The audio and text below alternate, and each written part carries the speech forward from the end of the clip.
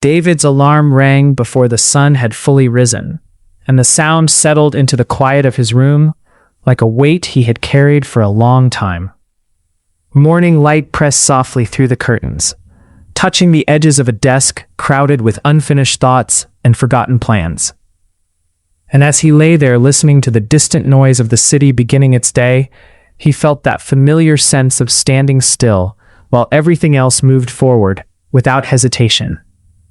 By the time evening arrived, rain streaked slowly down the window, turning the outside world into a blur of color and motion. And David found himself sitting on the edge of his bed with his thoughts circling the same question he had asked himself countless times before.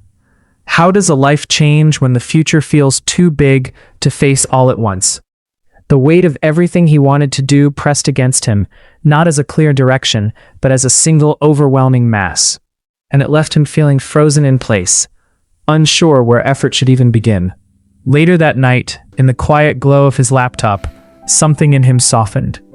He stopped trying to reach the version of life that existed only in his head, and instead focused on the smallest action he could take that connected him to the future he wanted.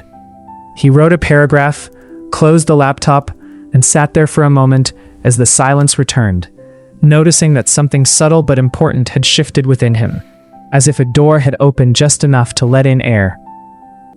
The days that followed did not announce themselves as turning points, but they carried a different texture. Each morning arrived with the same uncertainty, yet David began meeting it with a single intentional decision that moved him closer to what he was building. Whether it was sending a message he had delayed, spending time learning what once intimidated him, or choosing discipline when comfort tempted him to wait. These choices were small enough to fit into ordinary days, yet they carried a quiet sincerity that began to shape his routine and his thinking. Over time, his space began to change in ways he hadn't planned. His desk held fewer scattered ideas and more focused work. Notes began to connect. Effort started to feel less like resistance and more like alignment, and though doubt still visited him in quiet moments, it no longer had the power to stop him from continuing. Each completed day became proof that progress did not need permission to be slow in order to be real. Weeks blended into months, and without noticing exactly when it happened, David stopped waiting for the perfect moment to begin. He had already begun. His confidence grew quietly, built not on sudden success, but on trust in the process that carried him forward. The future no longer felt like a distant destination, but like something unfolding gradually through the choices he made when no one was watching and no applause followed. One evening, as the city lights reflected faintly against his window, David sat in the stillness and looked around his room, realizing that the life he once feared approaching was now meeting him halfway. It had not arrived fully formed, yet it was undeniably closer, shaped by a commitment to showing up consistently rather than dramatically, faithfully rather than urgently.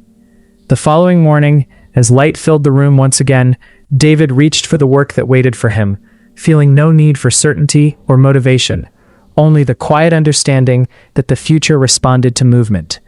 With calm resolve, he chose one action that carried him forward, trusting that this single decision, repeated day after day, was enough to transform not just his circumstances, but the way he lived inside his own life.